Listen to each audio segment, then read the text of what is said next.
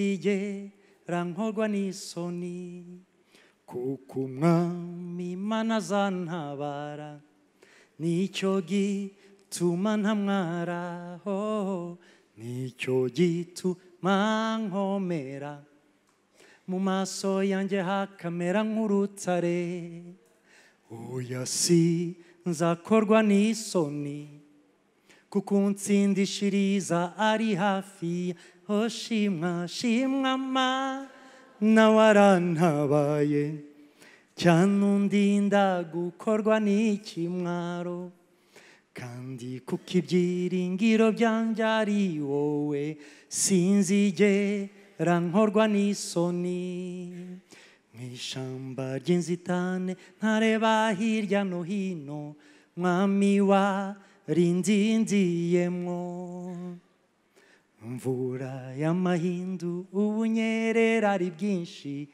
mwami wamfashe ukuboko iyo utaza kuba mu ruhande rwanjye abanzi baba baramize bunguri iyo utaza kuba mu ruhande rwanjye ahanjye ntihaba hakibukwa shimwa shimwa Mana warantabaye cyane undinda gukorwa n'ikimwaro kandi kuko ibyiringiro byanjye ari wowe sinzigera nkorwa n'isoni.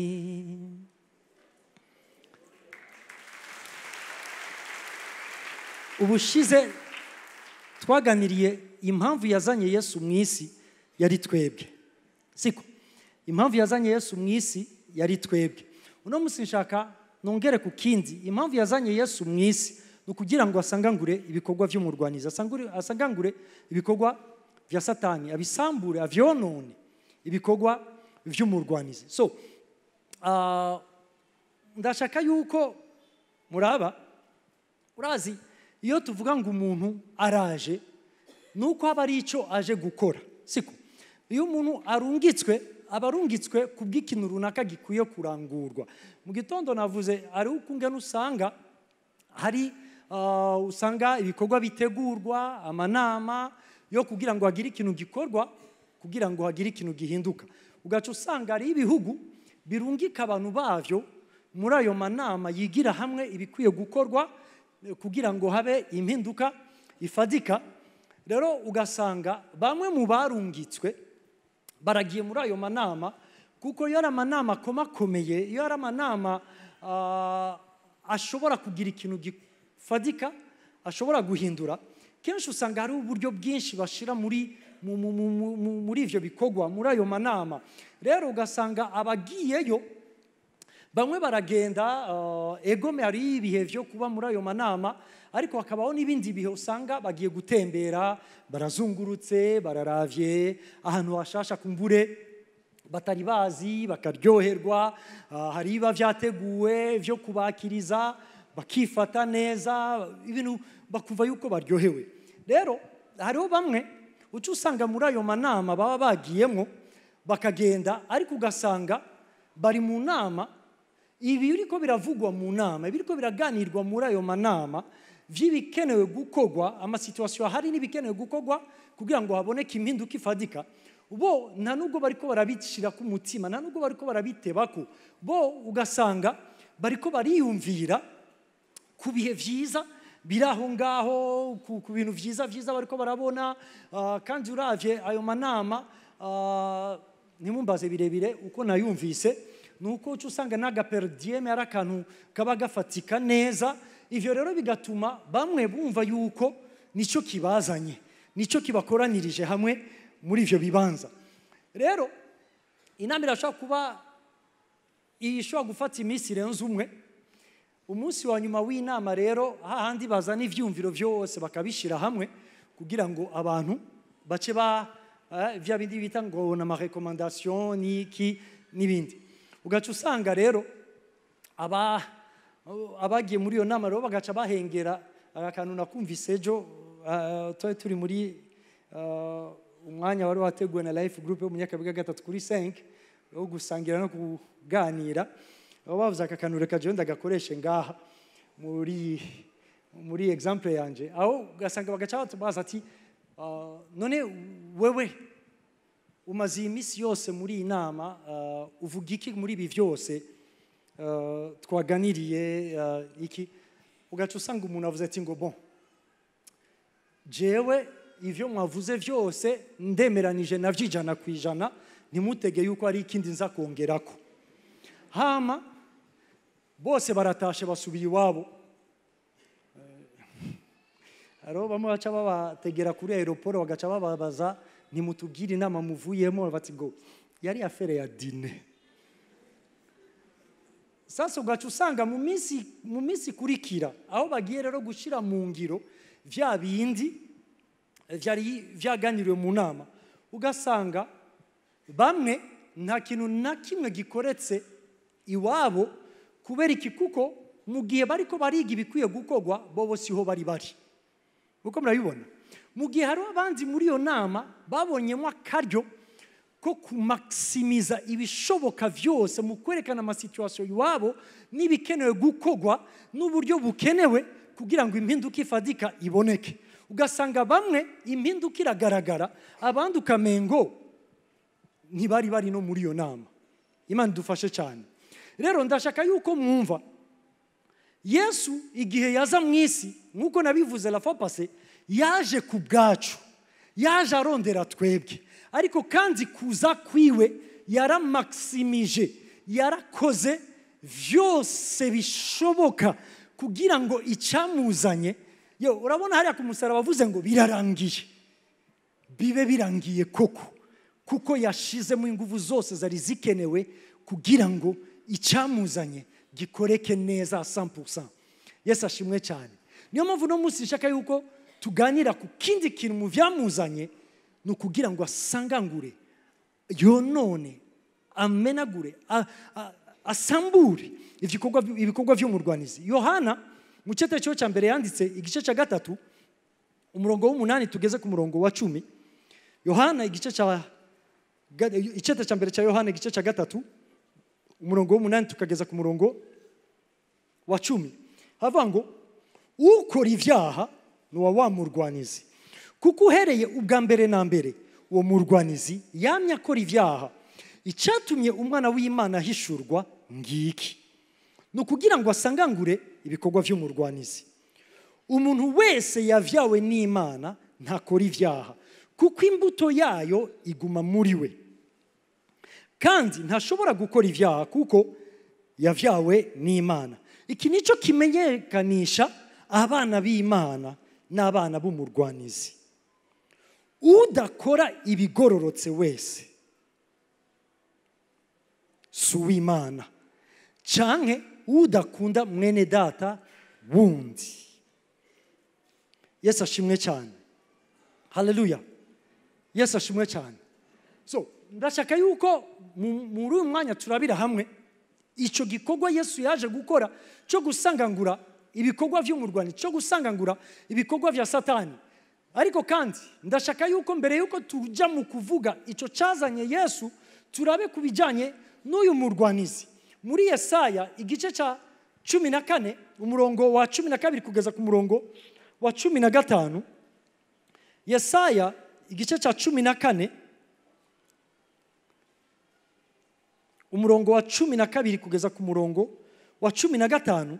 Ahangaha batangura kutubwira uyu murwanizi uko bimeze ivyiwe. Bavuga ngo ewe kuntu ukorotse uvuye ku ijuru, wa nyenyeri yo mu rubungubungu we, wa mwana w'umutwenzi, ewe ingene uciwe ugashika hasi, wewe watsinda amahanga, wari waribariye mu mutima uti nzoduga nje mu ijuru, nkuze ingoma yanje isumbe inyenyeri z'Imana, uti nzovyagira ku musozi w'ikoraniro mu ruhande rw'impera y'iburaruko, uti nzoduga ndenge aho ibicu bigarukira, nzoba nk'isumba vyose, yamara uzomanurwa ushike ikuzimu, ushike mu bwigobeko bwa rwarwobo.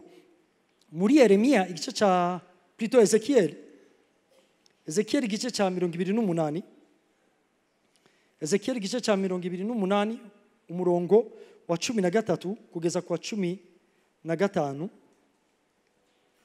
havuga ngo wari muri Edeni mu itongo ry'Imana wisakaye ko tubuyenge twose tw'igiciro kinini twitwa Odemu na Pitida na Yohalamu na Tarushishi na Sohamu na Yasipi na Safiro na Nofekina na Bereketi bo ni zahabu.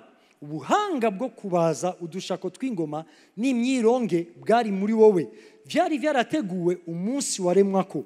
Wari umukerubi usizwe amavuta ushanje amababa, kandi nagushizeho uba ku musozi wera w'Imana. Wacuragiza hagati y'amabuye yaka umuriro. Waragahore mu ngeso zawe zose uhereye umunsi waremewe ko gushyitsa igihe ibigabitanyo vyakubonetseko. Imana dufashe cyane. Yesu ashimwe cyane.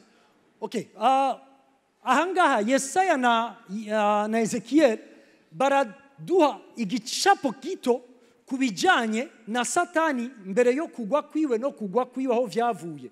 Ijambo ry'Imana ratwereka ukungene yari umumarayika akomeye, yari umumarayika ahambaye nk'uko ijambo ry'Imana ribivuga, yari umumarayika w'ubwiza, yari umumarayika mu kugaragara kwiyo kungene Imana yamuremye, yasumba ubwiza abandi bamarayika bose, yasumba icubahiro abandi bamarayika bose, yagaragaraga yuko ari uhambaye imbere y'abandi bamarayika bose b'Imana. Rero uko kuntu yari ameze, uko kuntu yari mwiza, yari uw'icubahiro, yarakomeye, atangura kwibwira yuko aka kantu akavuze mu gitondo. Hari igihe usanga iyo umuntu ari hafi y'umuntu akomeye, iyo umuntu ari hafi y'umuntu ari hejuru, iyo umuntu ari hafi y'umuntu umengo ni igitangaza, akabona ukungene uwo muntu niwe yakira icubahiro, yakira amashimwe, yakira iki n'ibindi byinshi. Hari ukungene umengo why not me? Ega na jewe birambereye. Kubera iki jewe nto kwakira ico cubahiro? Kubera iki jewe nto shimwa? Kubera iki na jewe nto garagara yuko ndi hejuru nk'uyu nguyu? Nuko murabibona, hari ukungene umengo natwe turabibereye, ariko kandi hari ikibanza umuntu adashobora kurengako. Nico Satani yagize, kuko yari mu kibanza abona ubwiza bw'Imana, akabona amashimwe y'Imana, akabona icubahiro kungene kigaruka ku Mana, atangura kwibwira mu mutima wiwe ati erega nanje ndahambaye, nanje ndi hejuru, nanje ndi mwiza. Rimwe nigeze kwigisha kubijanye no guhimbaza no gutazira, mvuga ukungene uguhimbaza no gutazira birenze izi ndirimbo turirimba, kubera yuko ubuhagaze imbere y'Imana aho wewe uri kuraduza ubwiza, uri kuraduza icubahiro cy'Imana. Rero hari igihe tubikora mu majambo, tukabikora dukoresheje akanwa, ariko ugasanga ukuri ni kuri mu mitima yacu, aho haba hari ikibazo. Ariko ku muntu vy'ukuri umutima uri kurahimbaza Imana, wibona uri imbere y'Imana, ubona ubwo bwiza bw'Imana, ubona ico cubahiro cy'Imana. Ivyo bikadutera twebwe kumva igitinyiro cy'Imana, ukungene ari Imana ihambaye, mu buryo nubwo turirimba, nubwo dutamba, nubwo tuvuga amajambo umengo akomeye, ariko ugasanga ayo majambo ni make cyane par rapport, canke ni mato cyane par rapport y'ico wowe uri kurabona mu buryo bw'impwemu, kirenze indirimbo turirimba, kirenze amajambo n'intambo dutamba n'imiziki tuvuza. Ubona uri hasi cyane. Rero ico ubona igihe uri kurahimbaza Imana kiraza kikagukora ko na wewe, aho usanga abahimbaza Imana vy'ukuri, babandi imitima yabo vy'ukuri ihimbaza Imana. Munyumve neza, ndiko ndavuga abahimbaza Imana, nimwumva aba baririmbyi bari ngaha, kuko jewe na wewe n'aba baririmbyi twese duhamagare guhimbaza Imana. Ico bo bakora badufasha muri uwo mwanya mu kuturongora, ariko ntabwo ari bo bahimbaza Imana ngo twege turiko turagira ibindi sinzi. turabahimbaza Imana rero. Iyo uri ko arabikora ari uhagaze ngaho imbere, ari uwicaye aho muge mwicaye cyangwa ahagaze aho muba muhagaze, iyo ari imitima yacu iri kwirabona icyo kintu, icyo uri kurabona kiragaruka kikagukora ko, aho ubwiza bw'Imana butangura kukugaragara ko mu buryo n'abantu babisanta, bumva yuko hari ubwiza bw'Imana mu buzima bwawe. Yesu ashimwe cyane. Bidahagaze ku mavuta twisiga, bidahagaze ku mpuzu twambara, murakambara neza, murakisiga meza, ariko bidahagaze kuri ivyo. Ubwiza abantu bashobora gusanta, bakumva yuko ari ikintu muri wowe kitava handi, ariko kiva aho hantu wowe uri. Muri cyo kibanza uri kura contempla, uri kurabona ubwiza bw'Imana, uri kurihweza, niko mu Bibiliya ikintu bavuga ubwo bwiza bw'Imana. Rero ivyo biraza bikakugaragara ko. Nabonye yuko hariho bamwe bibere kibazo nk'uko vyabereye Satani, kuko uko kuntu yamari expose kuri ubwo bwiza bw'Imana vyamuteraga kuba mwiza kurusha abandi bose, mu buryo ubwo bwiza akuye muri presence y'Imana agaca atangura kumva yuko aragahambaye, mu buryo yoduza intebe yiwe akayishira ku rugezo rw'Imana, akumva yuko aya mashimwe y'Imana naje warambereye, iki cyubahiro cy'Imana naje we kirambereye. Ariko kandi icuri cyo we Lucifer we ni icukura muri presence y'Imana, icyo ntabwo kiguha uburenganzira bwo kumva yuko ungana niyagushize muri cyo kibanza uriko. Imana dufashe cyane. Navuze ni aha niho kenshi nabonye nabamwe bibabera umutego, aho usanga hariho bamwe ucubona umengo babaye barurangirano, babaye abantu bakomeye, ariko kandi bikabateramo umutima w'ubwibone wo kumva yuko naba irremplaçable. Rimwe twarigeze mu myaka twagiraga ama conference annuelle ngaha, ari ukungene twatumiraga abaririmbyi batandukanye bavuye mu bihugu bitandukanye. Nibuka umuririmbyi araho, nabwo ndi bumuvuga izina, abari bahari barabiuzi. Umuririmbyi araho bamutumiye kuza muri iyo conference, hama aba programme z'abagazi hari bamutumiye rero kuri programme yiwe baja kumutora kugira ngo aze kuza kurongora muri uya mwanya duhimbaza dutazira Imana. Hama abagiye kumutora bavati amasaha ariko ararengana, mugire vuba. Aho yari yashikiye bavati ngo mureke kumuhutagiza, uyu ni umustar. Uko niko kenshi tugwa muri piège, kuko iyo dutanguye kuduga, iyo hari ikintu gitanguye kugaragara mu buzima bwacu, atahandi kiva, ariko kiva muri presence y'Imana, ari igihe tucatumva yuko turagahambaye. Ni mumuhutagize, murashobora kumodifia programme zanyu zose kubwa jewe star. Imana dufashe cyane. Iyo ni piège. Uko niko vyagendeye Lucifer, umumarayika w'ubwiza. Bibiri bivuga ngo ngwivyo uko yari ameze niko yaremwe, niko Imana yari yamugize. Ariko rero kutangura kwishira hejuru bimubera gukoroka, bimubera kuja hasi, arakoroka. Muri Apocalypse niho Yohana bibonye Yesu ariko arabimuhishurira, yumva ijwi rivuga ati wasiwe uragowe, kuko umurwanizi agukororewe ko afise umujinya mwinshi. Mu yindi mvugo hariho position yumvaga yuko abereye kokipa, ariko iyo position si yiwe. Kubera iyo position itari yiwe bikamuviramo gukoroka.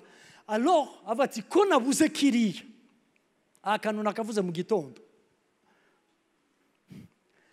umwansi wawe ukwanka ukwifuriza inabi, ariko akabazi yuko ataca ashobora kukugira kuko atabushoboza bifitiye, kugira ngo akubabaze aca yiyataka kuwo azi yuko ukunda. Imana dufashe cyane. Uku niko umurwanizi akora. Iyo azi yuko ataco yo kugira wewe, aca avuga ati reka rero ndakwereke kugira ngo mbabaze umutima wiwe, je vais m'attaquer ku ruwo nzi yuko akunda. Niyo mpamvu Yohana bibona ijwi riramubwira ati isi igushishishano, isi igiye kuhura n'ibibazo bikomeye kuko umurwanizi aguye agwa afise umujinya mwinshi. Cette fois-ci araza kwiyataka kucazi yuko Imana ikunda. Naha rero umurwanizi aca yiyataka ku muntu, mu kwiyataka ku muntu kuko azi yuko Imana ikunda umuntu, nk'uko ijambo ry'Imana rivuga muri Yeremiya 31:3 ngo naragukunze urukundo rw'ibihe bidashira. Urukundo rw'Imana kuri twebwe ruri eternel, kuko azi yuko Imana idukunda ce point là.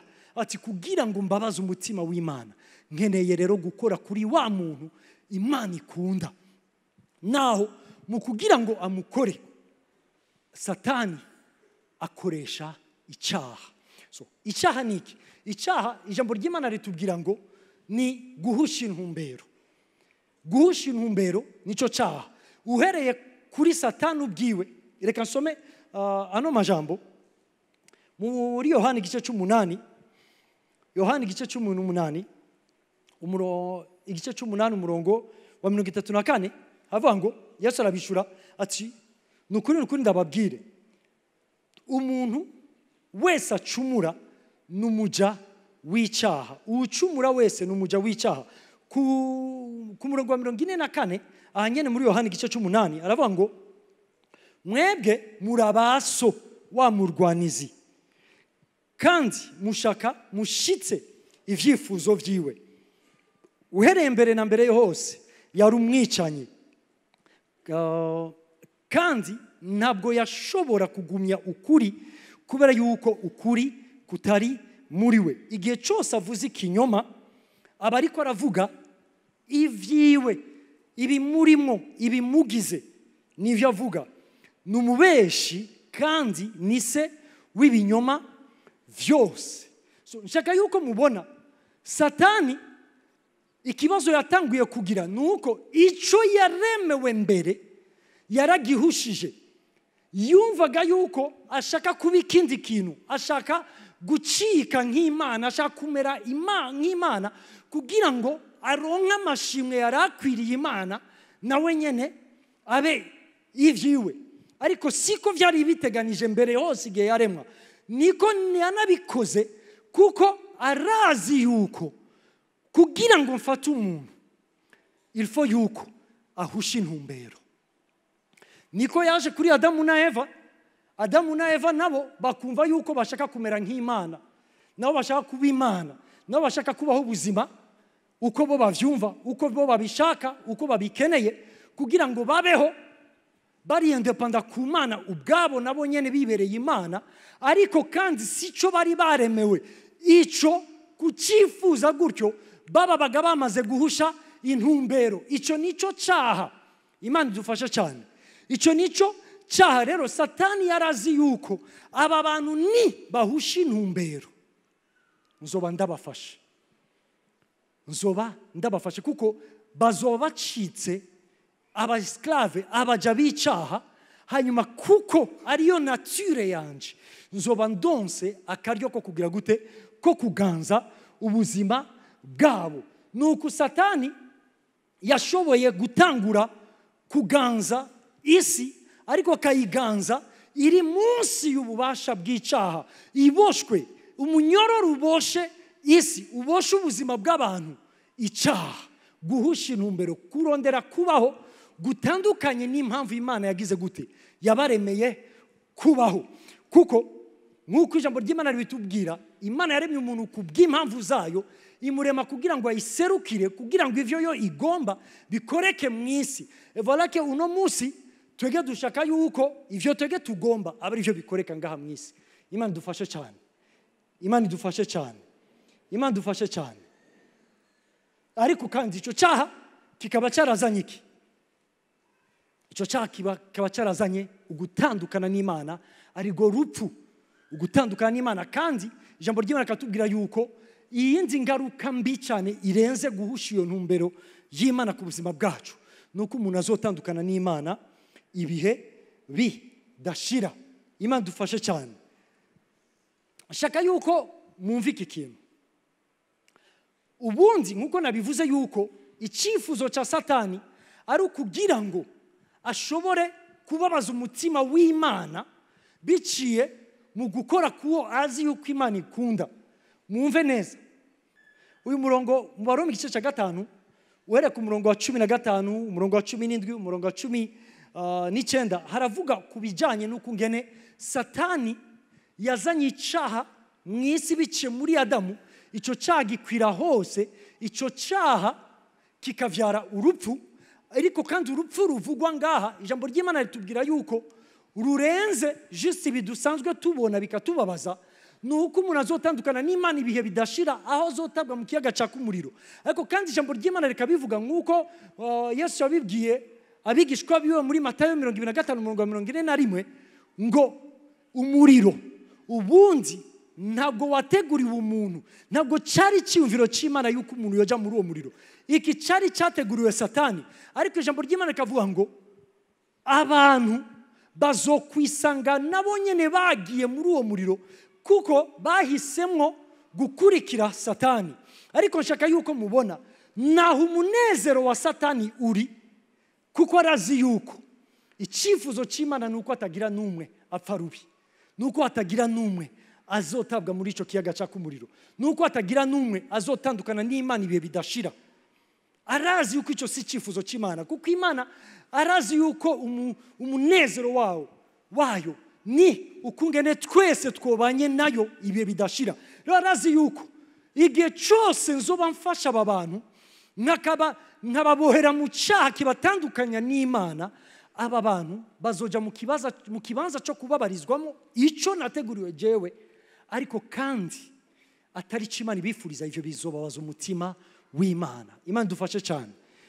Arazi yuko icyo kibabaza umutima w'Imana. Rero kuko icyaha kidutandukanya n'Imana, ingaruka rero ikigaruka niyihe? Nuko usanga abantu baca batangura kubaho cette fois-ci babayeho babeshejweho n'imishaha yabo. Akana kavuze mu gitondo mu bantu bize ivya psychologie bariko baragerageza kudefinisa uko umuntu ameze. Ikintu cyitwa impwemu ntabwo gihari. Impwemu ntabwo bayivuga, impwemu ntayo bazi. Impwemu ni ikintu kiri étrange kuri bo. Ariko kandi bakerekana yuko umuntu ari umushaha uri mu mubiri nyene, muravyumva. Ariko kandi ibyo turiko turagerageza kuraba ibigize umushaha w'umuntu, tuvuga ku bijyanye n'ubwenge, tukavuga ku bijyanye n'ibigumbagumba vyo, tukavuga ku bijyanye no gushaka kwiwe. Naha rero Satani akorera, kuko arazi yuko yamaze gutandukanya umuntu n'Imana, agaca amubwira ati cette fois-ci wewe uri ubwenge, wewe uri ibigumbagumba vyawe, wewe uri volonté yawe, uri gushaka kwawe, baho rero. Umuntu rero akagerageza kubaho abeshejweho n'ubwenge bwiwe, abeshejweho n'ibigumbagumba vyiwe, akabeshwaho no gushaka kwiwe. Hari akantu navuze mu gitondo, urazi aba motivateur mu ma speeches yabo, iyo bariko baragerageza kumotiva abantu barababwira tumviriza, nimba ari ivyo ushaka, nimba ari ivyo wumva mu buzima bwawe yuko nivyo vy'agaciro, nivyo ukunda, nivyo ushaka, bikore. Kora ivyo nyene, kora. Bakamotiva abantu kubaho bahagaze ku vyo bashaka, bahagaze kuri volonté yabo. Ariko kandi aho ikibazo gihari niki, nuko nubwo bamotiva abantu kubaho selon leur volonté, bagera ahantu bagatinya babatisha. Nubwo turiko turababwira babeho bihwanye na volonté yabo, tukabareka gutya, hari ikibazo kiza kuba. Bagaca rero bafata bagashinga amategeko bita amategeko mpuzamakungu, bakavuga ati umviriza rero tubabwire aho uburenganzira bwawe bugarukira niho uburenganzira bwa mugenzi wawe butangurira, kugira ngo badushirire ko amalimite. Bariko baratubwira ngo tubeho selon notre volonté, ariko bagasubira kandi bakagaruka bati we nturenze urugero mu kubaho selon ta volonté, kuko hariho aussi la volonté de l'autre. Muri icyo bashaka kuvuga, bariko barashaka kutwereka yuko volonté zacu zirashobora kubangamira ubuzima bw'abandi bantu. Uko niko Satani adushiramo urafise volonté baho nk'uko ushaka, kora ibintu nk'uko ubishaka, jya aho ushaka, irya ibyo ushaka, kora ibyo ushaka, sambuka nk'uko ushaka, vunja mifupa bado meno yiko igihe cyose ukiyafise. Baragerageza ariko kandi bagatinya akavuga volonté yiwe nitwayirekura gutya 100%, nta kabuza yuko twese tuza gukogwa ko n'ingaruka mbi ya volonté yiwe. Uko niko Satani akoresha amayeri mu kutwonona. Ahandi ati umushaho umuntu ugizwe n'ubwenge vyumviro vyiwe. Siko kimwe bakubwira ati ico wiyumvira uracatura gikwega. Kandi reka ndakubwire ijambo ry'Imana rivuga ngo umuntu wese ameze nk'uko yiyumvira mu mutima wiwe. So uri produit y'ivyumviro vyawe. Siko ariko rero nimba twebwe tugizwe n'ubwenge busanzwe, siko nakanya gatoya gusa, kuko yamaze kukubwira ati wowe urafise ubwenge, baho bifatiye ku bwenge bwawe, aca tangura kuzana ama information atariyo. Kubera iki? Kuko ivyo tuzi aho ubwenge bwacu bugarukira bufitanye isano n'ama information dufise. Iyo ama information dufise ari erroné, muca muva yuko n'ubuzima bwacu buza kuba busa n'ama information dufise. Ubwenge bwacu ari ubwenge bwubakiye ku kinyoma, ukungene tuza kubaho dufatiye kuri ico kinyoma tuzi yuko ariko kuri. Imana dufashe cyane. Uku niko Satani agerageza gukora, akaduha ama information atariyo, akaduha makuru atariyo, akatwereka ibintu ukutariko, kuko arazi yuko ico kintu nitwagifata mu bwenge bwacu tukumva yuko ari cyo kuri, kiraza kugenga ubuzima bwacu. Arazi yuko kitudetruiza, arazi yuko kibandanya kidushira kure ya wa wundi dukunda. Imana dufashe cyane. Agana gakuru navuze mu gitondo numvise yari mu 1999 mumva yuko imyaka simikeya iheze. Ako gakuru numvise umupastori nimba yari yagiye muri conference muri Etats-Unis, nimba ari ibiki yari yagiyemo muri Etats-Unis, hanyuma agezeyo barabamutembereza, abona ibisagara, abona ahantu heza hakomeye iki. Hama rimwe yamaze kumenyera nawe nyene agasohoka agatangura kuzunguruka atembera araba hirya no hino, hanyuma ariko araraba ubwiza buraho ngaho vya bindi bavuga ngo mema ya inchi, ariko arabiraba atangura kwibwira mu mutima wiwe nisha ubu kweri ho bariho paradizo isumbiye. Akiri ko aravuga ayo majambo mu mutima wiwe, yumva irindi jwi mu mutima wiwe riramubwiye ati wagipfuwe, nimba ushobora kugereranya aho jewe nateguriye abantu banje niki kibanza urimo, uri gipfu. Avyumvise mu mutima wiwe gutya, aca asubira inyuma ku bantu bamwakiriye, avuga ati muhindure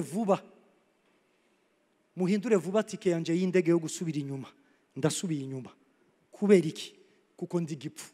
Nimba nshobora kugereranya ibi mbonesha amaso n'ubwiza Imana iteguriye abantu bayo. Uku niko Satani akora. Reka ndakwereke.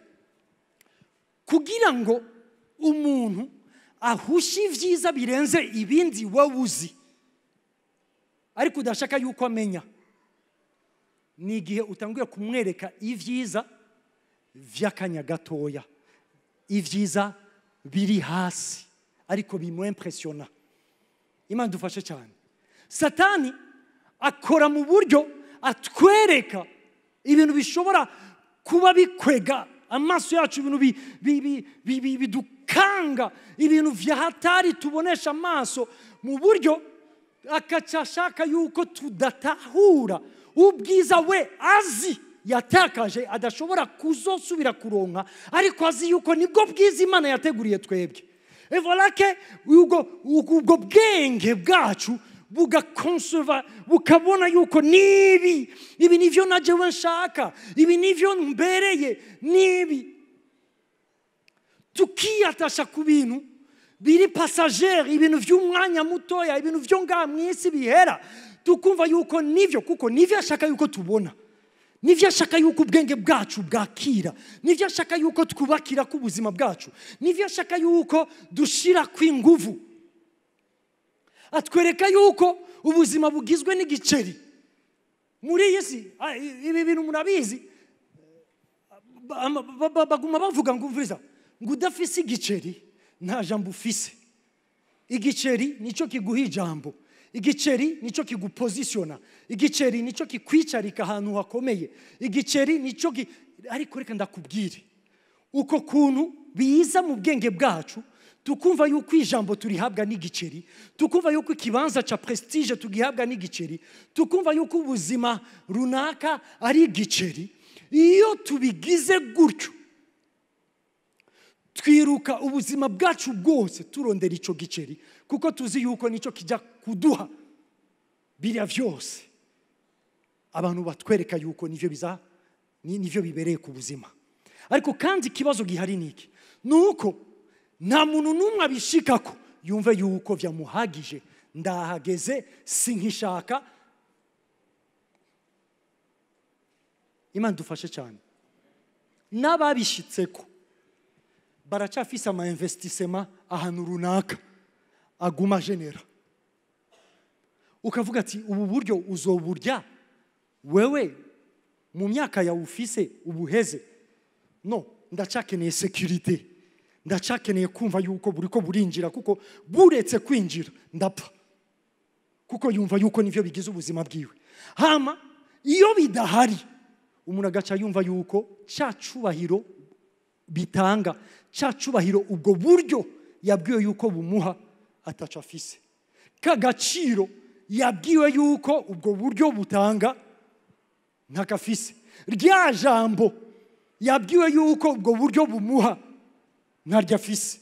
Ariko kandi ico ni kinyoma ca Satani, kuko ariko arashaka kutwereka yuko ibi nivyo ukeneye kugira ngo ubuzima bwawe bugende neza, bumererwe neza, ube w'agaciro, ube umuntu. Ariko ico ni kinyoma ca Satani, ico ni kinyoma ca Satani. Niyo mpamvu uzosanga iyo information itariyo umuntu afise mu buzima bwiwe, ivyononekara bishake vyononekare, ariko jewe nshike kuri ico. Imana dufashe cyane, nshike kuri ico, ubwenge bwanje bwibaza yuko ari bwo buzima. Ikindi navuze ku bigumbagumba vy'umuntu, ukunge n'ibigumbagumba vyacu bimeze niko tuza kuba tumeze. Iyo twakomeretse turakomeretsa abandi. Iyo hari ikintu cabaye kikaduhungabanya muri twebwe, abandi baraza gukorwa ko n'ingaruka zihungabanywa ziri mu buzima bwacu n'ikintu cabaye. Mu gitondo nabateye blague, sinzi mwebwe bo muri culte ya kabiri, kumbure mwebwe mutandukanye nabo muri culte ya mbere. Ariko kandi hari igihe usanga umwana yakoze kosa, mukosa umwana yakoze ugasanga vyifashe neza financièrement, muhira nta kibazo gihari financièrement. Rero umwana yakoze ikosa, ugaca ati mwana ntuzusubire, iki kintu ni kibi, ugaca utangura kumwereka mu buryo butahurika ukunge nico kintu gishobora kumugira ko ingaruka mbi kuri we no ku bandi, ukabimusobanurira neza. Ariko bishitse umwana agakora rya kosa nyene bitameze neza mu mufuko, atalipa cha muti yakuni, umwana acayibaza ati mfise abavyeyi babiri. No, ikibazo si kindi, ikibazo gihagaze kuri insécurité iri mu buzima bw'uyu muntu. Yumvise yuko iki kintu kibaye, iri kosa ribaye, ryishe ibintu byose bimaze kononekara birapfuye, ariko kandi ikosa ni ryarindi nyene, uwarikoze ni wa wundi nyene uza kugira icagize kubw'ibyabaye ni wa wundi nyene, ariko ikibazo gihagaze he? Gihagaze mu kungene mu mushaha wiwe ameze. Rero Satani arazi yuko mu kuduhungabanya abahungabanije n'abandi. Satani arazi yuko kugira ngo atugire ibikoresho vyiwe vyo kwonona ibintu aho duherereye no kwonona ubuzima bw'abandi aho duherereye, il suffit tout simplement yuko aduhungabanya twebwe. Ubundi abahinga bariko bararaba ku bijyanye n'ubuzima bw'ibikoko bavuga yuko igikoko icyo ari cyo cyose, tuvuge intambwe, siko tuvuge lion, iyo idashonje ntihiga. N'umuntu arashobora kuyica impande akarengana ntigire icyo imugira, ariko bisaba gusa iyo ntambwe ibe yakomeretse, iba ifise akantu nubwo yoba arakahwa kayijomvye kugira ngo isare. Ikintu cyose kiza guca impande yayo naho yoba idashonje, ofete yajisa bivuye mu bubabare ifise. Sizi yuko muri ko muravyumva? Ukungene yakomeretse, ukungene yababaye, nico kiza kuyikoresha mu buryo iza gutabagura ikintu ntinakirye kuko idashonje, ariko ikagitabagura kubera yuko umubabare buri muri yo ibusutse kuri ico kintu. Imana dufashe cyane. So uku niko Satani akora. Il suffit tout simplement yuko adukomeretsa mu bigumbagumba vyacu kugira ngo duce tuba igikoresho cyiza cyo konona no gusambura ubuzima bw'abandi bantu. Imana idufashe cyane. Imana idufashe cyane. Amen. So uku niko umurwanizi wacu agerageza gukora, kuko arazi yuko nimba hari ikintu gishobora gukora ku mutima w'Imana, nimba hari ikintu gishobora kubabaza Imana, ni wewe, ni jewe. Kandi ntakabuza yuko iyo yamaze gufata ibigumbagumba vyacu akavyonona, n'imibiri yacu irakogwa ko n'ingaruka z'ibiriko biraba mu buzima bwacu. Ako kandi ijambo ry'Imana riravuga mu cete ca mbere Paulo yandikiye Timoteyo igice ca mbere umurongo wa 15. Icete ca mbere Paulo yandikiye Timoteyo igice ca mbere umurongo wa 15 avuga ngo iri ni ijambo ry'ukuri kandi ryo kwizerwa, nuko Kristo yaje mu isi kugira ngo akize abanyavyaha, jewe nkabandagaheta muri abo banyavyaha. Mwumve neza iki kintu, icyatumye Yesu aza ni ukugira ngo akize abanyavyaha. Igihe Satani yafata umuntu yamubohesheje icyaha, niyo shene, nico abohesheje ubuzima bw'abantu kugira ngo abantu babeho bahushije intumbero. Abo rero bakabaho ari abanyavyaha, ari abantu bahushije intumbero. Rero ijambo ry'Imana rikavuga nkuko nanabivuze, ingaruka nuko abantu baza gukogwa ko n'ingaruka itari yabo ariko yari ya Satani. Ariko kandi ijambo ry'Imana rikavuga ngo Yesu yaje kugira ngo abakize.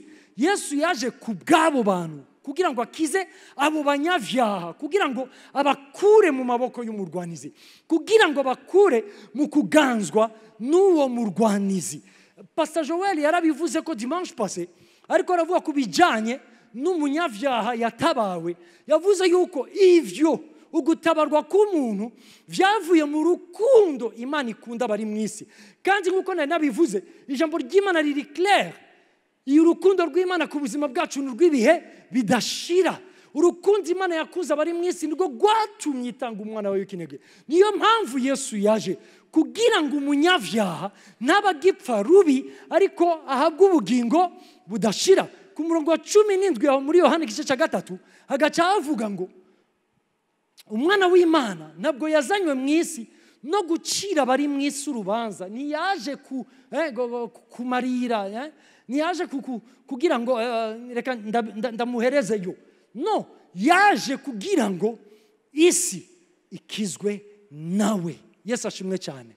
Yaje ku bwacu abari abanyavyaha babandi Satani yafashe kubera yuko azi yuko mu kutugirira nabi twebwe azoba ariko arababaza Imana. Yesu aza ku bwacu kugira ngo agire gute, kugira ngo aducungure, adukure muri ayo maboko y'umurwanizi. Niyo mpamvu ijambo ry'Imana rivuga iki, rivuga ngo igihe umwana aguhaye umwidegemvyo uri uwo widegemvya nyakuri. Igihe umwana, uyu ariko aravugwa ngaha ni Yesu, siko icyatumye umwana w'Imana hishurwa. Igihe Yesu aguhaye umwidegemvyo uri umuwidegemvya vy'ukuri. Ndabisubiremo, nkuko nabivuze, isi iratwereka yuko turi libre, turabidegemvya mu kubaho uko twebwe dushaka, turabidegemvya mu gukora ibintu uko twebwe tuvyumva, turabidegemvya mu kwifata uko dushaka, turabidegemvya mu kuvuga icyo dushaka, turabidegemvya. Ariko kandi nkuko ijambo ry'Imana bitubwira, ivyo twibaza yuko ari umwidegemvyo, Satani adufatiraho kubera yuko arazi yuko turaba esclave biwe. Volonté yacu izokwama iminsi yose ifite ingaruka mbi ku buzima bwacu no ku buzima bw'abandi bantu. Ariko kandi uduha umwidegemvyo nyabo, uduha umwidegemvyo w'ukuri ni umwana. Yesu ashimwe cyane.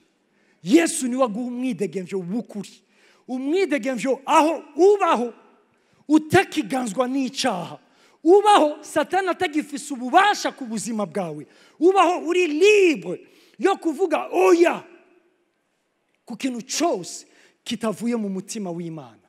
Yesu ashimwe cyane. Uyo mwidegemvyo nta handi uva, ni Yesu wenyene awuduha. Yazanywe no kudukiza, yazanywe no kuducungura. Icyambere yaje yiyatakako ni icyaha, kuko arazi yuko icyo Satani afatiye ku muntu ni icyaha. Arazi yuko, nabivuze iyo ndiko ndavuga icyaha mwumve guhusha intumbero, kuko ibi bindi byose dukora ni ingaruka z'uko twahushije intumbero. Ibi bindi byose twita ngo ni ibyaha, ngo yabeshe, yasambanye, yivye, yagize iki, izo ni ingaruka z'uko twahushije intumbero. So yaje yiyataka kuri ico, shaka ndagusubize mu kibanza umurwanizi yagukuyemo. Wowe ntabwo uri umu esclave wiwe, wowe ntabwo uri umu esclave w'icaha, wewe wagenewe kubaho kubw'Imana. Niyo mpamvu yawe yo kubaho, iyo niyo liberté aduha, iyo niyo liberté aduha. Yewe hariho abantu usanga bati ngo reka nikorera ivyo nshaka, ngo naho dusenga, ngo nabari abandi bose basenga, ngo urazi ubuzima bwabo, urazi ivyo bakora. Umviriza, ibi ntabwo biraba abandi, biraba jewe, biraba wewe ku giti cyawe, n'umwe wese ku giti ciwe. Ni jewe nzi yuko ntakwiye kuba esclave w'umurwanizi. Icifuzo ciwe cyo kungira umuja wiwe no kunkoresha ivyo ashaka biza kugira ingaruka itari nziza ku buzima bwanje, kuko arondera kubabaza uwo unkunda. Ivyo rero ntabwo ndaba ivyo abandi bakora, ni jewe. Nta mpamvu yuko uraba abandi ivyo bakora, ni wewe. Ugashaka kubikora ni witwaze ngo n'abandi ngo barabikora. Kubera iki? Kuko kila mtu na mzigo wake. Uhanwa azohanirwa ivyo yakoze, ntazohanirwa ivyo abandi bakoze. Sinzi yuko ndiko ndavuga ikintu cyumvikana ngaha. Uhanwa hanirwa ivyo yakoze, ntahanirwa icyo abandi bakoze. Uwahaniwe icyo abandi bakoze, watacho yakoze ni Yesu wenyene yahaniwe ivyaha vyacu. Ariko abandi twese,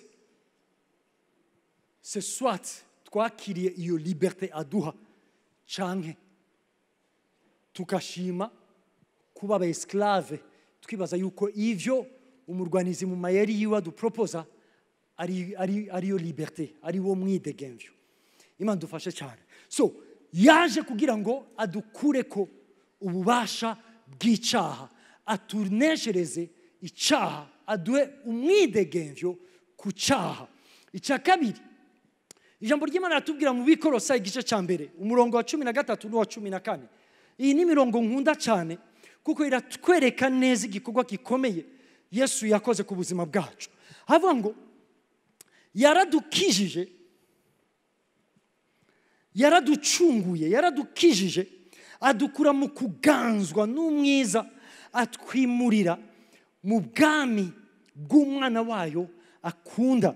Muri we niyo dufise gucungurwa no guharirwa ibyaha. Ibintu bitatu ngaha. Icambere, dufise gucungurwa.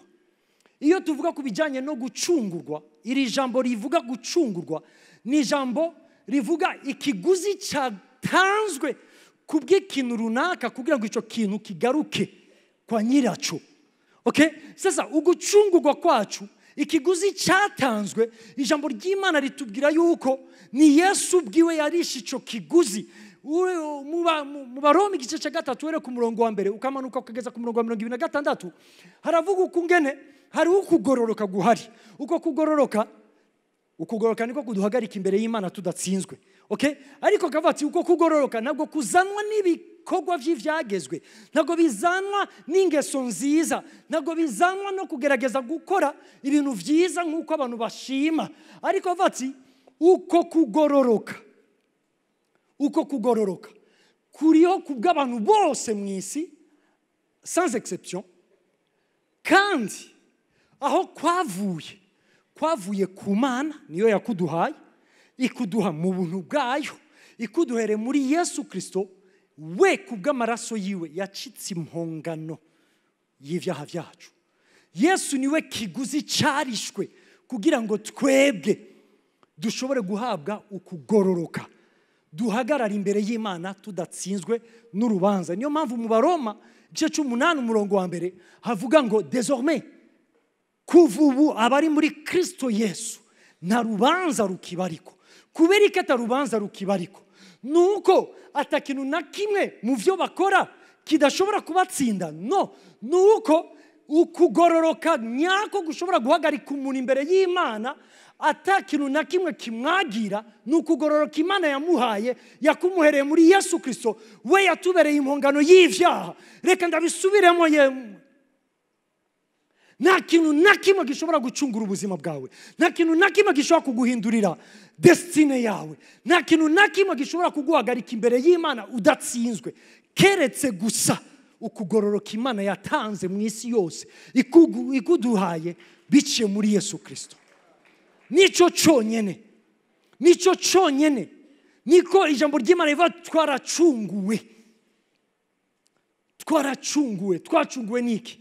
Twacunguwe n'amaraso y'umwagazi w'intama w'Imana atagira agasembwa, wa wundi atarabereye gupfa ariko yapfuye mu gishingo cy'abari bakwiye gupfa kugira ngo twege abari bakwiye gupfa turonke kubaho ibihe bidashira, aduhindurire destine. Aho umwansi yashakaga yuko tuja, aho umwansi yashakaga yuko ubuzima bwacu buherera, aho we yateguriwe kuzohereza ubuzima bwiwe muri cya kiyaga cy'umuriro, nico yifuza yuko n'abantu bababazanywa nawe aho hantu ibihe bidashira.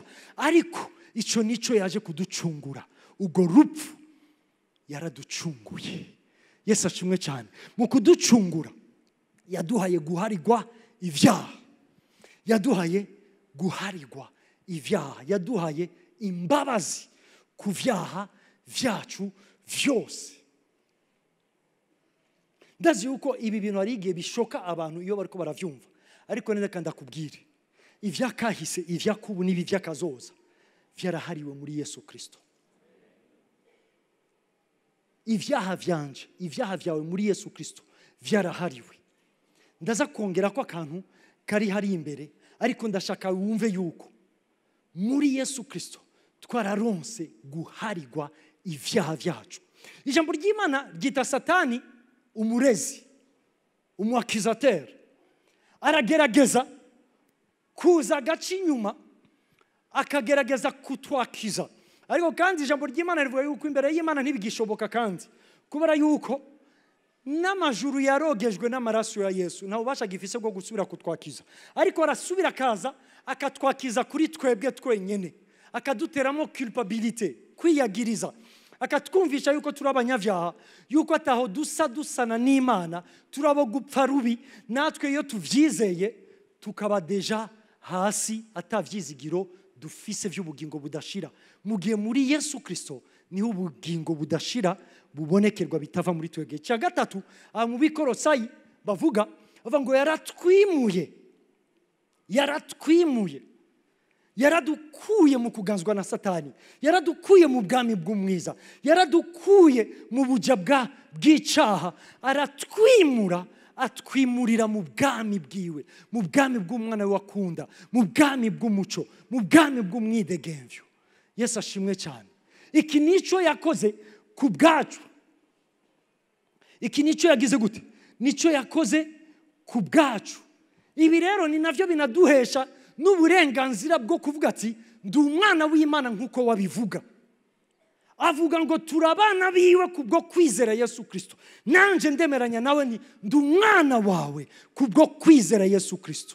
Kuko icyo wakoze cyari gihagije kugira ngo rya jambo Yesu yabwiye abo mu gihe cy'iwatsi, murabana ba so wa murwanizi kuko mushaka gushitsa ivyo we agomba, na jewe ndi umwana wiwe kubwa Yesu Kristo. Yesu ashimwe cyane. Ndi umwana w'Imana kubwa Yesu Kristo. Imana ihabwe icyubahiro. Rero dukwiye kumva yuko icyo Imana yakoze niko kuri, nico cyo. Icyo Imana yakoze kirihagije. Igisabwa nuko jewe nakira icyo Imana yampaye. Igisabwa nuko wowe wakira icyo wahawe. Icyo yaduhaye tucakira igihe cyose twizeye Yesu Kristo. Icyo yakoze tucakira igihe cyose twizeye icyo yavuze kubijanye n'icyo yatugize cyo muri Yesu Kristo. So rero ijambo ry'Imana riravuga rero, kubera yuko yaducunguye, kubera yuko yaduhariye ibyaha, kubera yuko yadukuye mu maboko y'umurwanizi, kubera yuko tutakiri munsi y'ubuja bwa Satani, tutakiboshwe n'icyaha, aravuga ngo muri mwebwe hariho imbuto y'Imana. Harimo imbuto y'Imana muri mwebwe, niyo mpamvu mudacumura. Imbuto y'Imana mu buzima bwanyu, imbuto y'Imana mu bugingo bwanyu, niyo ituma mwebwe mutagira gute? Mudacumura. Yesu ashimwe cyane. Imbuto y'Imana mu buzima bwacu ni nature y'Imana, n'ubugingo bw'Imana muri twebwe. Niyo mpamvu tudacumura, kuko niko kameremere kacu. Ndaza kuvuga ku kintu gikomeye, ariko munyemerere mbere yuko nshika kuri icyo kintu mvuge kuri iki kintu. Kubera iki turondera kubaho tudashaka gucumura? Kubera iki turondera kubaho turi libre kubijanye n'ubushobozi bw'icyaha? Kubera iki ari icyo tugira kuba ubuzima bwacu bwa minsi yose? Ijambo ry'Imana rivuga ngo gutahura urukundo Imana yakoze, gutahura urukundo Imana yadukunze, bigatuma Imana ikora ivyo yakoze, nivyo bituma dukora natwebwe ivyo dukora. Ngo urukundo rwa Kristo nirwo rutugobera, nirwo rutuma dukora. Ijambo ry'Imana rikavuga ngo nimba tubayeho, ntabwo tubayeho turondera kwinezereza twebwe, ntabwo tubayeho turondera gushitsa volonté yacu, ntabwo tubayeho turondera kubaho nk'uko ubwenge bwacu butahura ibintu, ntabwo turondera kubaho nk'uko hari ibintu runaka twumva yuko ari byo by'agaciro byo tugira. Tubaho tubereyeho uyu yadukunze, akadupfira, agatanga ubwiyo bugingo kugira ngo tubeho, kuko tuzi yuko ubuzima nyabwo nubwo, keretse gusa twamaze kubona yuko nibwo buzima nyabwo, ntababeshe, usanga turi ko turabaho nk'ababandi kwa kundi twari tumeze mbere. Niyo mpamvu usanga abantu baraho barasenga, abantu baraho barakorana, abantu baraho turaririmba, abantu baraho turavuga ubutumwa, abantu baraho bafise ibintu bikorwa byinshi bakora mu nzu y'Imana, byinshi cyane. Ariko ukaraba ivyo bita yuko bariko barakora n'uwo bariko barakorera bitandukanye cyane n'ubuzima basanzwe babamwo umunsi ku munsi. Ubuzima bwabo butandukanye cyane n'uwo bavuga yuko bariko barakorera, butandukanye cyane n'uwo bita yuko ariwe bariko barahimbaza, ariwe bariko baraha agaciro. Ukibaza ni ikihe kibazo ari kuza gusanga yuko ikibazo aho gihagaze nuko ukuri ntabwo turiko turaha agaciro kiriya yakoze cyo kudukura mu maboko y'umurwanizi, cyo kudukura mu minyororo y'icyaha, cyo kudukura mu mwiza akatuzana mu muco. Iyo ivyo tutabihaye agaciro, abantu babaho ariko ugasanga ubuzima bwabo buranyuranye cyane n'ivyo bavuga mu kanwa. Ndatsinyira cyane iri jambo Yesu yavuze. Yesu yavuze abantu, iri jambo avuga no muri Ancien Testament Yesaya yararivuze. Abati aba bantu mu kanwa gutya ndi hafi yabo, mu kanwa kabo gutya ndi proche yabo cyane, ariko imitima yabo ndi kure, yaranyimuye, ndi kure cyane y'imitima yabo. Niyo mpamvu atakibazo gihari iyo bariko barabaho nk'abariko baraba mu vyaha, bakabaho nk'aba esclave b'icyaha kandi bavuga jewe. Ikibazo ntikihagaze kuwo bavuga, ikibazo gihagaze ninde ari hafi y'imitima yabo. Imana dufashe cyane, ninde ari proche y'imitima yabo. Kuko iyo ariko ari jewe ndi proche y'imitima yabo, egome bizoba bihuye n'ivyo akanwa kabo kavuga. Ivyo bizogaragara no mu ngeso zabo, no mu nyifato yabo, mu kungene bifata imbere y'ibintu bitandukanye. Imana dufashe cyane. Niyo mpamvu ijambo ry'Imana rivuga ati urukundo rwa Kristo nirwo rutugobera. Niyo mpamvu kubaho kwacu ngaha mw'isi ntabwo ndondera ibinezereza. Reka ndababwiza ukuri, hariho n'igihe umengo hari ibibishe, hari ibintu umuntu aba ashaka kuvuga ariko akimetereza kuko atazi kungene abantu bo bifata, ariko munyemerera akakanda kavuge. Rimwe na niko ndagenda ngiye muri ville, ico gihe akazuba kariko karaka, fisi sakoshi yanje mu mugongo ndiko ndagenda muri ville. Hanyuma ncampura umuntu anturuka inyuma ari mu modoka, acashika ahantu aranshikira, acara mera nk'uhagaritse imodoka. Bati shalom pastor, shalom, meze neza niye? Nashasha wori umuzungu kweli, n'isakoshi yawe mu mugongo ndogo, nanje nti ndogo. Ariko siyo bya kizungu, ntabwo ari kubera yuko ari ivy'ikizungu ivyo ndiko ndavuga. No, hari igihe umuntu yumva yuko no, hari ikindi nari nkwiriye gitandukanye n'ibi, ariko ico ntabwo ari ico jewe kingize. Impamvu nkora ivyo nkora ntabwo ari ikintu abantu bibaza yuko ari byo bigize umuntu, ni urukundo rwa Kristo. Hari igihari, hari ikidahari. Urukundo rwa Kristo nirwo rutuma ubuzima bwacu bubaho kubwa wa wundi tuzi yuko yarishe ikiguzi gikwiriye ku bwacu. Yesu ashimwe cyane, Yesu ashimwe cyane. Haleluya. Iyo mbuto y'Imana mu buzima bwacu niyo idutuma hari ibintu tudashobora gukora mu buzima bwacu, kuko turazi yuko ubu nibwo buzima nyabwo dufise. Ubu buzima nubwo Imana yaduhaye, yabuduhaye nk'ingabire, nibwo buzima nyabwo. Nta mpamvu yuko jewe no kwifata nk'uko abandi bose bifata, nta mpamvu yuko nokora ibintu nk'uko abandi bakora. Sinkwiye kurongorwa n'akameremere kanje. Mu gitondo nababwiye inkuru, hari umupeti ntasengera ngaha, ariko fete umupeti ari hafi ya nje cyane, tukama tuganira, yamambaza ibibazo bitandukanye, turiko turaganira, rimwe turiko turatambuka, turiko turagenda, hanyuma agenda mbaza ibibazo byinshi bitandukanye. Ambwira ati ndashaka yuko umfasha, hari ibintu ntatahura. Urabona iyo turiko turavuga ku bijanye n'ubuntu bw'Imana, hari ukungene abantu batahura kutariko ubuntu bw'Imana. Kuko umenga ubuntu bw'Imana ni uburenganzira bahawe bwo gukora ivyo bashaka, kuko hari ubuntu bw'Imana. Hanyuma arambwira ati ngo ndafise umugenzi. Uyu mugenzi au fait urabona abajene, umujene w'imyaka 20-21, hanyuma nk'uko ugasanga musengera ngaha, hari kugaca usanga hariho umwe afise vie de désordre iraho ngaho hanze. Uno musi akaryamana n'uyu mukobwa, ejo akaryamana n'uwundi, cyangwa agasubira kuri wa wundi nyene ntavyo nzi, ugasanga nibwo buzima bayemo. hama agacaza kubwira wa mwana wafite umugenzi wiwe, umwana bati gute ushobora gukora kubaho ubwo buzima witwa yuko ukijijwe, ukazafata ngo nguruva ngo ndihana ngo Imana ni nyabuntu ndaza kwihana. Bati nejo ninasubira kandi kubikora ndaza gusubira kugira gute kwihana. Imana idufashe cyane. Hariho abantu batahura kutariko ubuntu bw'Imana.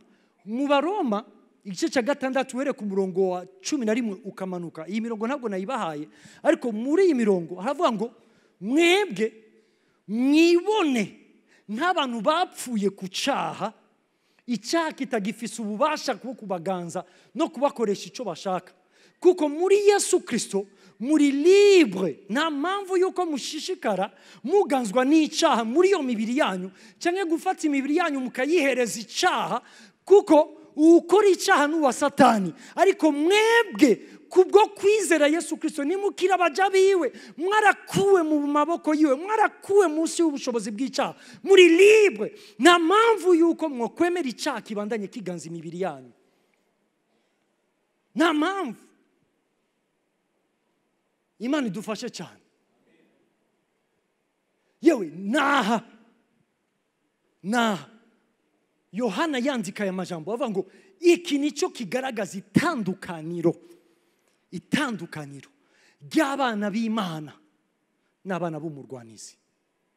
Nuko abana b'Imana ubuzima bwabo n'ubuzima bugororotse, n'ubuzima buzira icyaha. Yohana yaravuze ijambo rikomeye, yaravuze mbere yuko nja mu cyo Yohana yavuze mu Baroma igice cya 5 umurongo wa 20 no kugeza kuri 21 Romains 5 aravuga ngo aho icyaha cyagwiriye ubuntu bwararwiriye, aho ibyaha byabaye byinshi ni naho Imana yacire kuri ubuntu nyabwo, ubuntu bwinshi. Ariko ku gice cya 6 umurongo wa 1 n'uwa 2 agaca avuga ati none nimba ubuntu bugwira aho ibyaha bigwiriye, mbega ivyo bisobanura yuko dukwiye kubaho mu cyaha, dukwiye kwifata uko tugomba, dukwiye gukora ibintu uko dushaka? Abati biragahera. Kubera iki? Kubera yuko twebwe twapfuye ku cyaha, niyo mpamvu tudashobora kubandanya tubaho tuganzwa n'icyo cyaha. Imana ishimwe cyane. Ntabwo twebwe tuhamagariwe kubandanya tubaho. Yeka ndakubwire, Yesu yaje kugira ngo asangangure ibikorwa by'umurwanizi. Icambere nuko gukura munsi y'ubushobozi bw'icyaha mu izina rya Yesu Kristo. Uimhemu cyangwa ubushobozi bwose bw'icyaha mu buzima bwawe bwaratsinzwe muri Yesu Kristo. Nimba vy'ukuri warizeye Yesu Kristo, icyaha nikikiganze ntikikwiye kuganza ubuzima bwawe, ntigikwiye kuganza umubiri wawe. Handi navuze ngo Yohana yavuze mu cyete cyo cyambere igice cya 2 umurongo wa 1 n'uwa 2 avuga ngo bana batoya ndabandikiye ibi bintu kugira ngo ntimucumure, kugira ngo ntimugire gute, ntimucumure. Kubera iki bana batoya mudakwiye gucumura?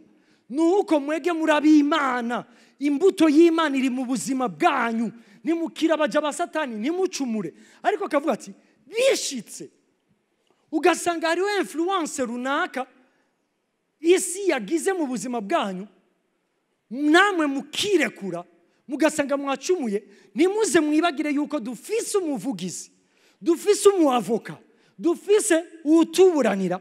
Uyu nguyu araza agahagarara mu gishingo cyacu, kuko kubwiwe urubanza ntirushobora kudukorako.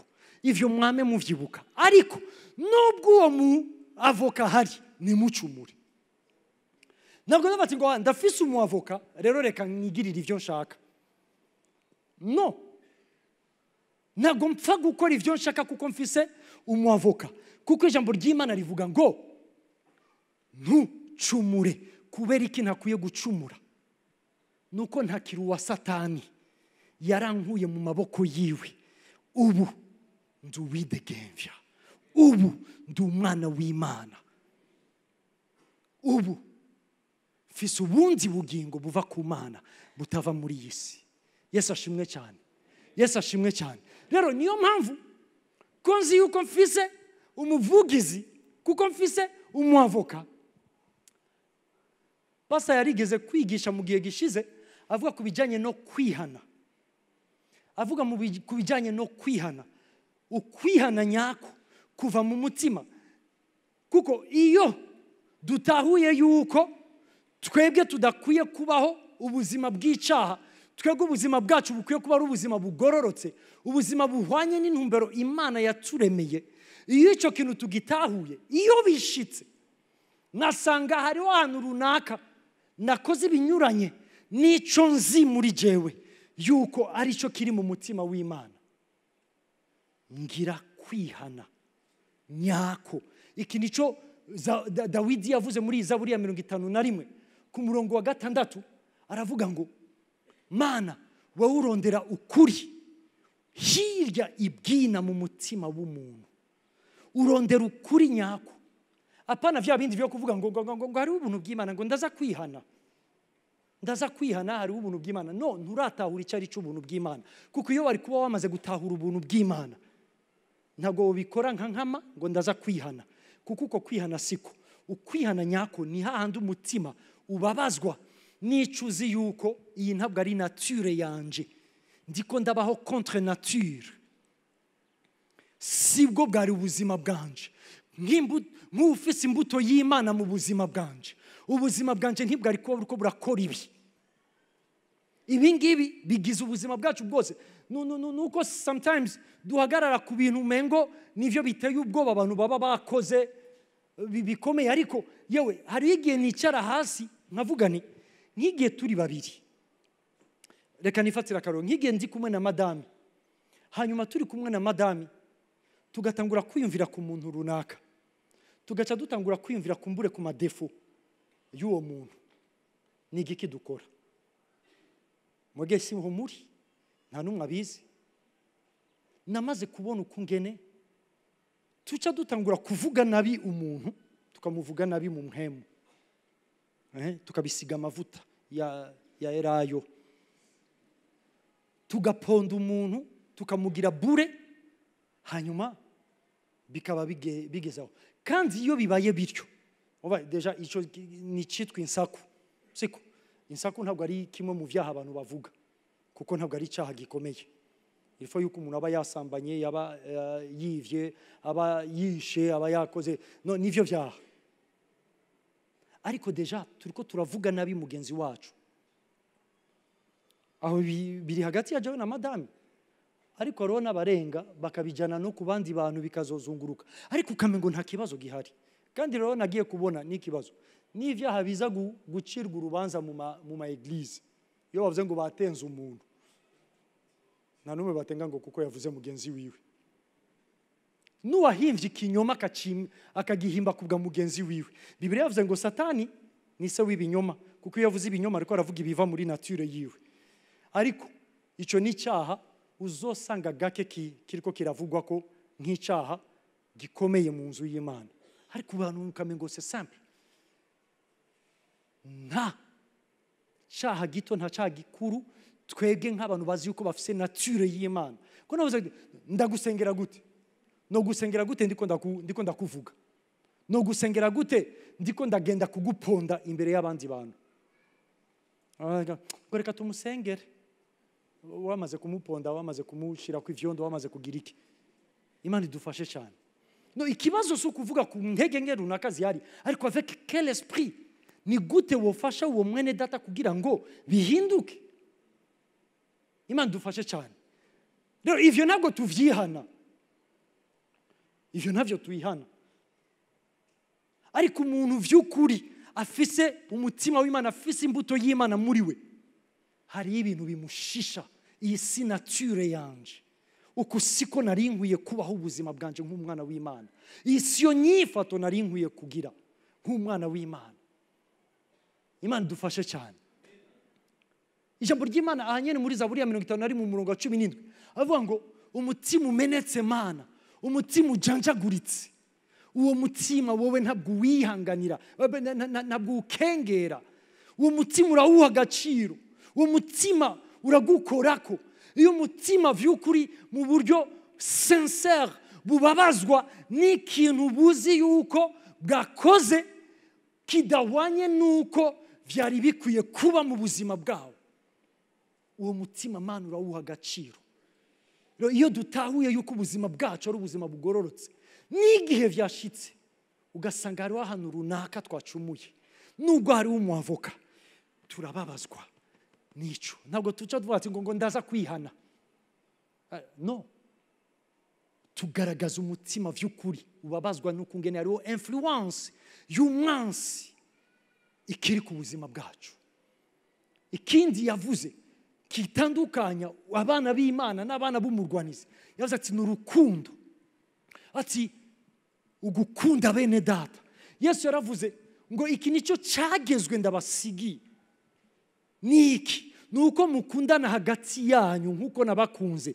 Ico nico kizokwerekana yuko vy'ukuri murabigishwa banje. Ikizokwerekana vy'ukuri yuko muri mwebwe ari imbuto yanje, n'urukundo ruri hagati yanyu, n'urukundo rugaragara muri mwebwe. Urukundo imisi yose rwiyumvira ineza kuri mugenzi wundi. Urukundo imisi yose rubabazwa n'ikitariko kiragenda neza mu buzima bw'undi. Urukundo imisi yose nabwo rubona yuko ari jewe ndagaheta imbere y'abandi. Urukundo rwiyumvira mbega abandi ni gute vyogenda neza ku bwabo. Iyo dutahuye urukundo rwa bene data, ndababwije ukuri ivyo Bibiliya ivuga muri Actes des Apôtres, ngo ukungene bari babayeho, ukungene bari babayeho, urukundo rwagaragaraga muri bo rwatumaga abandi benshi bakizwa. Apana, Petero yaravuze ubutumwa 5000 personnes barakizwa, ikindi gavuga ubutumwa 3000 personnes barakizwa. Ariko igihe ijambo ry'Imana rivuga ngo Imana ikaguma yongera abakizwa, ntabwo vyari bihagaze kuri prédication ya Pierre, ya Yohana, ya Yakobo, y'abandi. No, vyari bihagaze muri relation yari iri hagati y'abana b'Imana. Urukundo rwagaragaraga muri bo mu buryo abo hanze barabaga ubuzima bwabo bavuga ati aha niho hari urukundo nyarwo, kubera iki? Kuko imbuto y'Imana muri bo y'urukundo. Nico bavuga Yohana avuga muri iki gice cya gatatu, muri iki gice cya mbere, igice cya gatatu umurongo wa 16, avuga ngo iki nico kitumenyesha urukundo, nuko umwe yadupfiriye. Natwebwe rero dutanga ubuzima bwacu bwa bene data. Ikindi kigaragaza urukundo gitandukanya abana b'Imana n'abatari abana b'Imana, ijambo ry'Imana rivuga, Yesu arabivuga, avatu plutôt Paulo yandikiye abaroma, avatumviriza mwene so cyangwa bati ava ngo umwansi wawe niyasonza, umwansi wawe niyasonza uramugaburira, niyanyoterwa uramuhicanya. Umwansi wawe niyahura n'ikibazo wintervene ku buzima bwiwe. Munyumve neza, jewe sindi wa mu predicateur avuga ngo abansi bawe bazobibona, kuko umwansi wacu ni umwe, ni Satani. Abamwemereye ngo abakoreshe, arabakoresha mu kudetruiza ubuzima bwacu, ariko nabo bemeye bakabibikoresho vyiwe mu kudetruiza ubuzima bwacu. Igihe bahuye n'ingorane, ijambo ry'Imana avuga ngo twege batubone mu rukundo. Yesu ashimwe cyane. Urabona iri jambo ngo abansi banyu ni muri voilà, ngo abansi banyu nibasonza mubagaburire, nibanyoterwa mubahe ico banwa, kubera yuko mu gukora gutyo muzoba mubasutse ko amakara ashushe ku mutwe. Ari abantu jewe ibintu, iyi monde y'abaporoti iragoye cyane. Iyi monde yacu y'abaporoti ngo gurazi kibiyangiriye, reka ndamusuke kwa amakara ashushe ku mutwe, ngo reka ndamwereke ngende ndamufashe mu bibazo arimo kugira ngo yumve rero amakara ashushe ku mutwe wiwe. Toka kure, urarwaye. Uwo sio mutima Imana ibishaka yuko tugaragaza, kuko icyo Imana ishaka nuko uwo muntu abona yuko Imana imukunze biciye muri wowe yagiriye nabi, ariko wowe ukareponda muri situation yiwe mu rukundo, kuko uzi yuko hari uwagukunze na wewe akitanga ku bwawe. Abati ico nico kigaragaza itandukaniro riri hagati y'abana b'Imana n'abana b'umurwanizi. ndababwiza ukuri ntabwo ari kubera yuko musengera muri life center, ntabwo ari kubera yuko mutanga amashikanwa n'ibigira 10 murakabitanga, ntabwo ari kubera ibikorwa bitandukanye mukora mu nzu y'Imana murakabikora, ntabwo ari ibintu nk'ibi byo kuvuga ubutumwa. No, igitandukanye umwana w'Imana n'umwana w'umurwanizi nigihe urukundo Imana ishaka kwereka abisi rugaragara biciye mu bana b'Imana, ukungene bareponda mu buzima bw'abandi n'ababagiriye nabi, bakavuga ati na jewe hariho uwapfuye ku bwanje, why not kugira icyo nkoze ku bw'uyu muntu. Yesu yaje gusambura ibikorwa by'umurwanizi kugira ngo influence yose umurwanizi yagize mu buzima bwacu iveho, icyaha ntikikaganza ubuzima bwawe. Baho ubeshejweho n'urukundo, kuko urukundo rwa Kristo niyo moteur ikwiye kukubeshaho, niyo ikwiye gutuma ukora ibyo ukora. Nimba utaratahura ubuntu bw'Imana, ndakubwiye yuko ivyo byagezwe bivuga ntaco bikanga Satani, nta nubwo bikanga Imana, keretse gusa wamenye ikiguzi Yesu yarishe, kuko icyamuzanye ko kugira ngo influence yose umwansi afise ku buzima bwawe iveho. Niyo mpamvu ntakeneye jewe kwigishwa vyinshi ngo menye, ndakeneye gusa mbega umutima wanje urakunda Imana. Ego mu rugezo ruriko ni ruto ya paraporo y'urukundo Imana inkunda, ariko muri urwo rugezo ruto ya mfise ndavuga ni Imana shoboza kureponda kucumamagarira mu rukundo, apana kubw'iyindi obligation yariyo yose. Urukundo ni motere yacu. Iki nico Yesu yaje kwetablisa mu buzima bwacu, asambura igikorwa cy'umurwanizi agateramwe imbuto yiwe urukundo kugira ngo rube motere mu kubaho kwacu. Umwami Yesu abahezagire. Washa kunyemerera duhagurutse.